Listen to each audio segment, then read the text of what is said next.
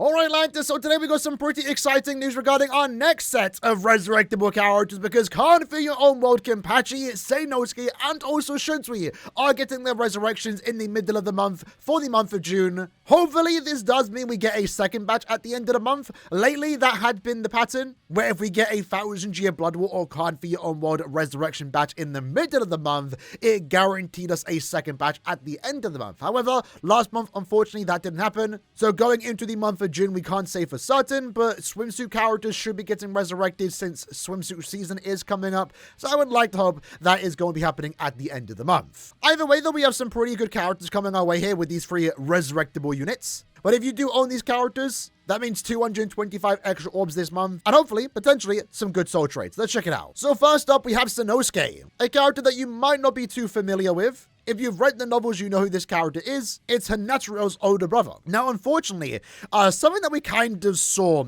in the later parts of Can't Feel Your Own World in terms of, banners, is that a lot of the original characters, Senoske, Aura, for example, didn't really get the best treatment. Senoske is a character that no one really cares about, to be honest, in the, larger scheme of Can't Feel Your Own World. It was cool they included him, but this character was basically just a nothing unit when he came out. At the very least, though, what he does have going for him, at least as of right now, is a no affiliation. So he actually has some potential usage when it comes to no affiliation Senkamon quest, which we haven't got just yet, but there will be a time where we get the no affiliation Senkamon quest, and a character like this, even if to use on the first stage, will be actually pretty decent. So when it comes to the soul trait, he is a recharge soul trait. Really hoping this character does get damage at full stamina plus 22%. We did see last month that Shinji, for example, is an enhanced soul trait. He's one of the best soul traits in the entire attribute. It's only a matter of time before the speed attribute does get it, and therefore the other attributes. And I feel like this character's upgrade is only really going to be able to offer a good soul trait. So that's what I want to see here.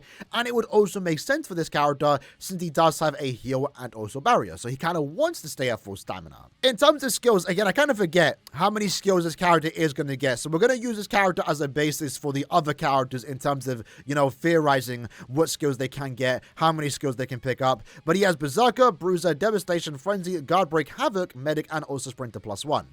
I'm just guessing more strong attack damage. Maybe more damage to enemies that are not affected by an element would be nice to see here. That also, by default, could be his soul trait too. If we scroll down, does he have any innate skills? He doesn't. So I think he's going to pick up like 3 skills here. Any strong attack damage, and honestly, would be pretty good. But for me right now, personally, I just want to see a good soul trait for this speed attribute, an additional one. So let's see what Senoske is going to pick up, and shout out to MolyPrim for this particular Datamine. So what we have here is damage at full stamina plus 20%. Actually, a good soul trait. That's exactly what I wanted. I'm perfectly happy with that. Would have liked, not that big of a deal though, keep in mind, if it was at 22% like we saw with Shinji, but that is a good soul trait nonetheless. When it comes to his innate skills, he picks up Freeze Duration, Guard Break, and also Sprinter +1. So what we are seeing here is that some of the skills that the character did had got moved up to his innate skills, as he is going to pick up the following attacks.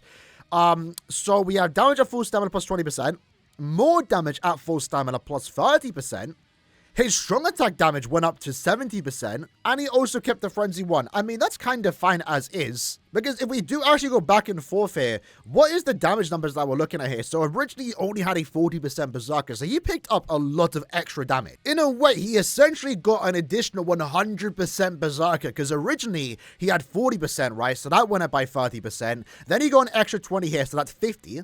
Then he got an extra 30 here, that's an extra 80.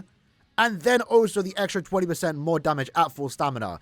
100% Berserker, essentially, for a resurrectable upgrade, is something that we don't see at all or very often. Lately, it's been around 50% increase. That's what characters like Shinji got, I'm pretty sure. So to see him get this much strong attack damage is actually quite surprising. He also did pick up multi-barrier and probably healer. Did he have that before? He did not. So his heal also heals more. His barrier also now has 5. I guess that's decent. But what this tells me, in terms of strong attack damage, because again, one of the better parts about the Senkamon update is that, to me, it adds more excitement for characters like this. Especially for an affiliation that doesn't have that many characters, let's be honest. And personally, I want to do my challenge to beat all Senkamon quests using resurrectable units. This character is definitely going to help out. Earlier at the start, I said that he might be a character you just use in the early stages. To be fair, it might still be the case. His strong attack hit isn't the greatest, but this damage increase is going to be noteworthy, and this might allow him to be used even in stage 3, potentially mission set 3, depending on the character you are up against. He does have quite the common killer, that being a run killer, so that's actually not too bad.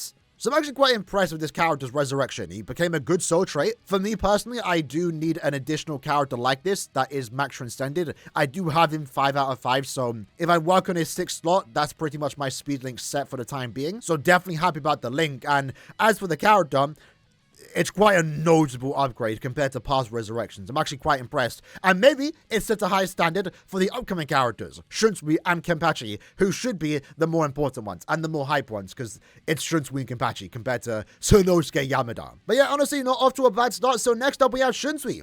I would love for this character to continue pick up, damage at full stamina. But we did just get Shinji resurrected last month. So personally, I'm expecting to get probably good skills. But for the soul trait aspect, I think it's going to be a bad one. I'm only expecting damage to lacerate. That is his whole thing.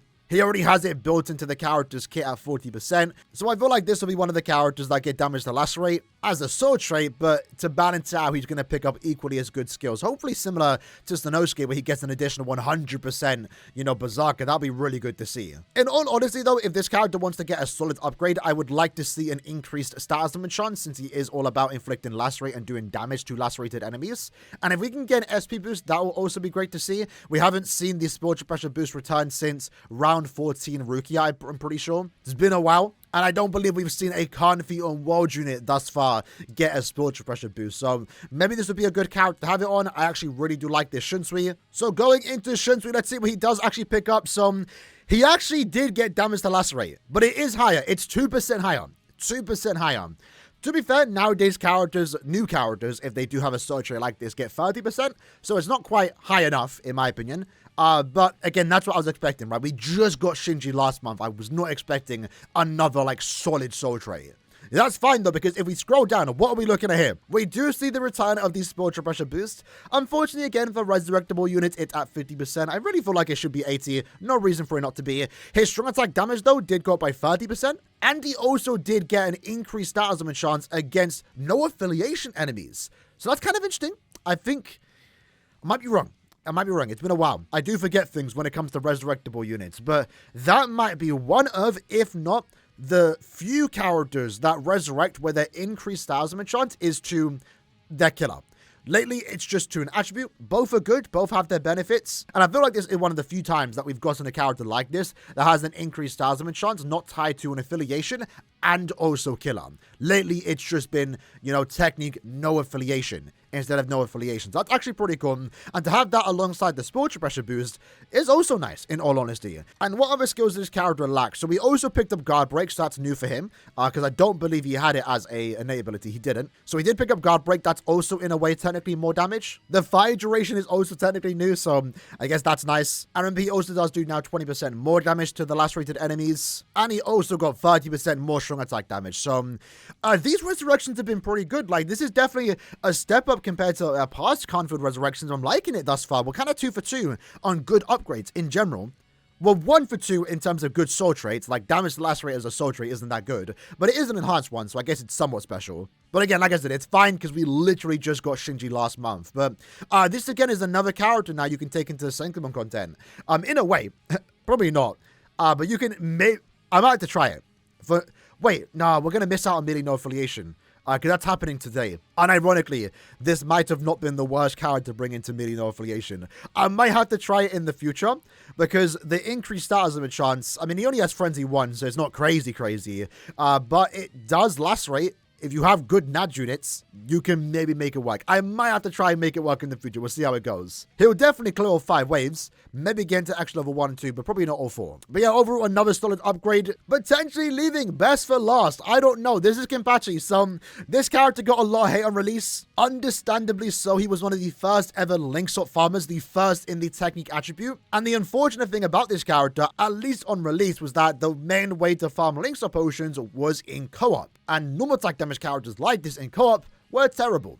When Links of Farming eventually moved into, you know, single player content now and also mainly epic raids, he actually had a time to shine. I actually max transcended this character because of that. He was my main go-to Links of Farmer for some time, and I got my use out of him in epic raid content at the very least. So when it comes to the soul trait, keep it simple. Normal attack damage plus 18%, maybe go up to 20%. That'd be really good as an enhanced soul trait. In terms of damage bonuses here, I would like to see the bruiser go up. I'm probably expecting damage to enemies not afflicted by an ailment. That also in a way could be a soul trait.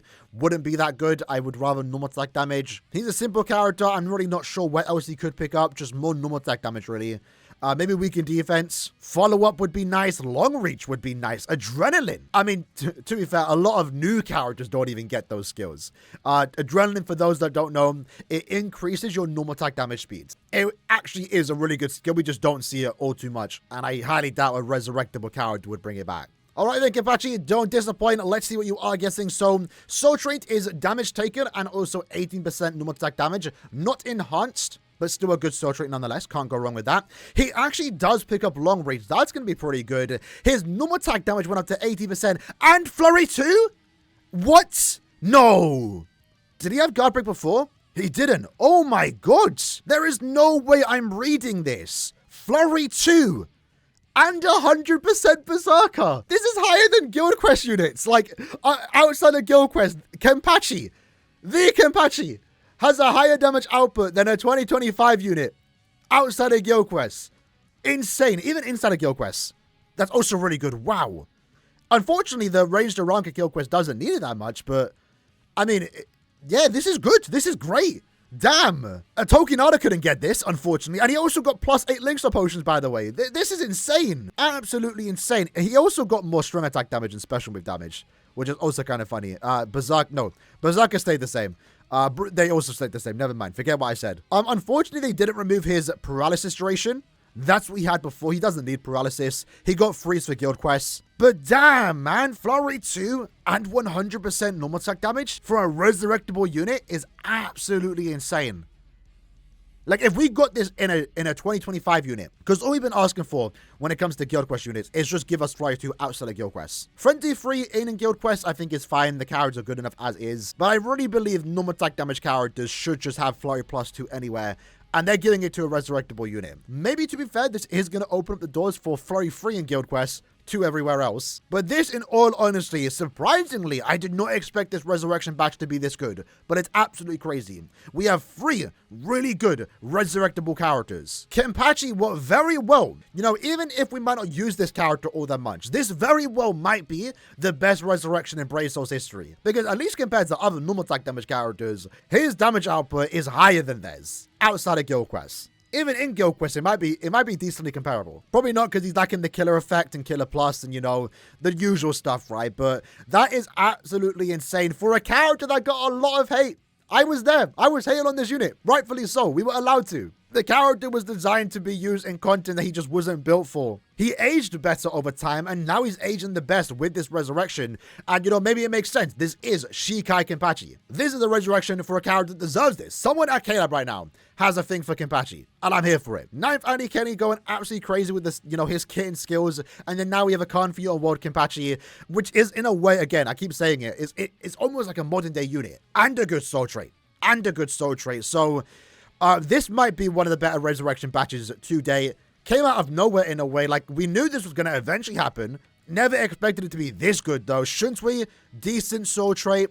Let's just say bad soul trait, because you're not going to use it. But picks up the spiritual pressure boost, picks up guard break, good strong attack damage. Senoske got like 100% Berserker. And then Kenpachi got Flurry 2 and 100% Bruiser. And also long reach, so like he just has more range. This is what we need when it comes to resurrections, because stuff like this is significantly more exciting. In the comments below, let me know what you like to think about these resurrections. Definitely going to be trying these characters out once they do resurrect on the 13th of this month. Actually, I can't, I will be on holiday, but when I get back, definitely will be doing that. But either way, I'll see you guys next time. Take care and peace.